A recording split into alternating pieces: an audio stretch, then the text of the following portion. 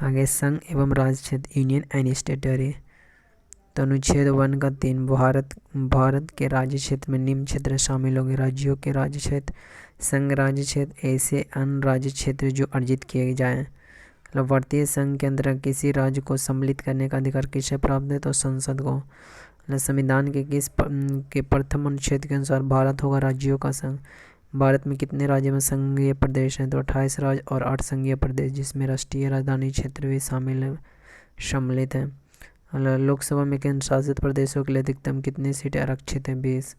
2 पृथक केंद्र शासित प्रदेशों के रूप में जम्मू कश्मीर का विभाजन कब हुआ? 31 अक्टूबर 2019 को। संघ एवं इसके राज्य क्षेत्रों से संबंधित अनुच्छेद 1 में संघ के क्षेत्र का नाम। 2 में नए राज्यों के प्रवेश अथवा स्थापना का संसद का अधिकार। 3 में नए राज्यों की स्थापना तथा वर्तमान राज्यों के क्षेत्रफल, सीमा अथवा नामों में परिवर्तन। 4 में अनुच्छेद 2 एवं 3 के अंतर्गत बनाए गए कानून जिनके द्वारा पहले तथा चौथी अनुसूची एवं पूरक, अनुषंगिकी एवं अनुवर्ती मामलों में संशोधन किया जा सके। नए राज्य का गठन की शक्ति किसे प्राप्त है? तो संसद को। राज्यों के पुनर्गठन से संबंधित फजल अली आयोग का गठन किस वर्ष किया गया? तो वर्ष 1953 में। भाषाई आधार पर भारत में सर्वप्रथम किस राज्य का गठन किया गया? आंध्र प्रदेश। राज्य पुनर्गठन आयोग ने 1 नवंबर 1956 को कितने राज्यों तथा केंद्र शासित प्रदेश बनाए? 14 राज्य, 6 संघ राज्य। सिक्किम भारत का एक राज्य किस वर्ष बनाया गया? 36वां संविधान संशोधन 1975 में। भारत में केंद्र शासित प्रदेशों का प्रशासन किसके द्वारा किया जाता है? तो राष्ट्रपति द्वारा। जूनागढ़ रियायत को जनमत संग्रह के आधार पर, हैदराबाद रियायत को सैन्य कार्यवाही के आधार पर शामिल किया गया। जम्मू कश्मीर रियायत के शासक ने पाकिस्तान सेना एवं कबायलियों के आक्रमण से सुरक्षा सुनिश्चित करने हेतु भारत के साथ विलय पत्र पर हस्ताक्षर करके कश्मीर को भारत में सम्मिलित किया था।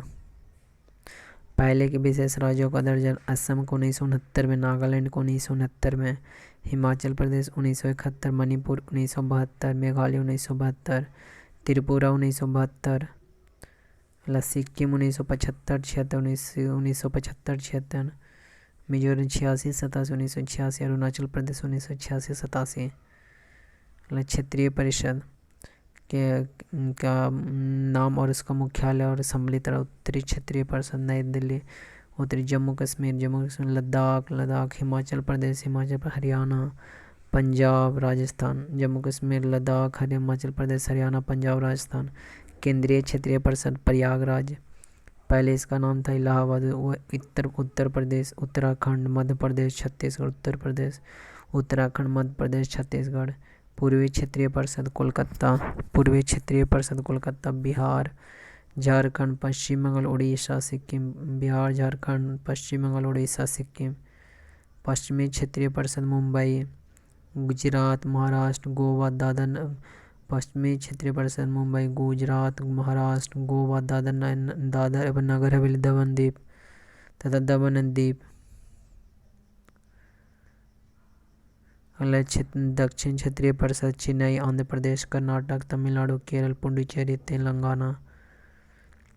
अगला दिसंबर 1953 में फजल अली की अध्यक्षता में एक 3 सदस्यीय राज्य पुनर्गठन आयोग का गठन किया गया था। भारतीय संविधान का भाग, parts of the Indian constitution. भारतीय नागरिकता प्राप्त है तो 5 प्रकार: जन्म से, वंशाधिकार द्वारा, पंजीकरण द्वारा, देशीकरण द्वारा, भूमि के अर्जन द्वारा। भारतीय संविधान किस प्रकार की नागरिकता प्रदान करता है? एकल नागरिकता। संयुक्त राज्य अमेरिका ने दोहरी नागरिकता के सिद्धांत को अपनाया। नागरिक संशोधन अधिनियम 2019 CAN में किन देशों के हिंदू, बौद्ध, सिख, जैन, पारसी तथा ईसाई नागरिकों को भारत की नागरिकता प्रदान करने का प्रावधान है? पाकिस्तान, बांग्लादेश तथा अफगानिस्तान। पाकिस्तान, बांग्लादेश तथा अफगानिस्तान। भारतीय नागरिक को नागरिकता किस आधार पर समाप्त हो सकती है? परित्याग, पर्यावसान तथा वंचना के आधार पर। भारत के बाहर कितने वर्षों तक रहने पर भारतीय नागरिकता समाप्त कर दी जाएगी? 7 वर्षों तक।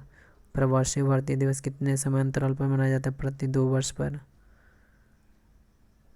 मतलब नागरिकता से संबंधित प्रमुख अनुच्छेद अनुच्छेद 5 संविधान लागू होने के समय नागरिकता। 6 में पाकिस्तान से भारत को प्रव्रजन करने वाले व्यक्तियों को नागरिकता का अधिकार। पाकिस्तान से भारत को प्रव्रजन करने वाले व्यक्तियों की नागरिकता का अधिकार। 7 में पाकिस्तान से प्रव्रजित व्यक्तियों की नागरिकता का अधिकार। पाकिस्तान से प्रव्रजित व्यक्तियों की नागरिकता का अधिकार 7 में। 8 में भारतीय मूल के वैश्य लोगों की नागरिकता अधिकार जो भारत के बाहर है। भारतीय मूल के वैश्य लोगों के नागरिकता अधिकार जो भारत के बाहर रह रहे हैं। 9 में जिस व्यक्ति ने स्वेच्छा से विदेशी नागरिकता प्राप्त कर ली उसे भारतीय नागरिकता समाप्त मान ली जाएगी। 10वां नागरिकता संबंधी अधिकारों का निरंतरता। 11 में संसद द्वारा कानून बनाकर नागरिकता अधिकारों का नियमन। लक्ष्मीमल सिंघवी समिति किससे संबंधित है? दोहरी नागरिकता से। किसी व्यक्ति द्वारा भारतीय बैंक में धन जमा करके भारत की नागरिकता नहीं प्राप्त की जा सकती है। भारतीय संविधान में एकल नागरिकता का प्रावधान किस देश से लिया गया? ब्रिटेन से। भारतीय मूल के व्यक्ति पीआईओ का कार्ड धारक भारत में नहीं खरीदा जा सकता। कृषि भूमि। हालांकि एनआरआई पीआईओ एवं ओसीआई कार्ड धारकों में तुलना। परिभाषा। एनआरआई भारतीय नागरिक जो साधारणतः भारत के बाहर निवास करता हो। भारतीय पासपोर्ट धारक। भारतीय मूल के व्यक्ति पीआईओ स्वयं या उसके कोई पूर्वज भारतीय नागरिक रहा हो एवं वर्तमान में अन्य देशों की नागरिकता प्राप्त है जिसका पासपोर्ट धारक हो। मतलब विदेशी भारतीय नागरिक ओसीआई एक व्यक्ति जो विदेशी भारतीय नागरिक ओसीआई कार्ड धारक हो तथा नागरिकता अधिनियम 1955 के अंतर्गत पंजीकृत हो। भारतीय नागरिक ये भारतीय नागरिक ही हैं कि अर्हता भारत में कम से कम 7 वर्षों के निरंतर निवास के आधार पर आवेदन कर सकते हैं। संविधान लागू होने उसके बाद नागरिकता था उस भूभाग का निवासी जो स्वतंत्रता के बाद भारत का अंग बना। प्राप्त होने वाला लाभ। सभी लाभ जो सामान्यतः भारतीय नागरिकों को प्राप्त होता है, कोई विशेष लाभ नहीं। किसमें? पीआईओ में।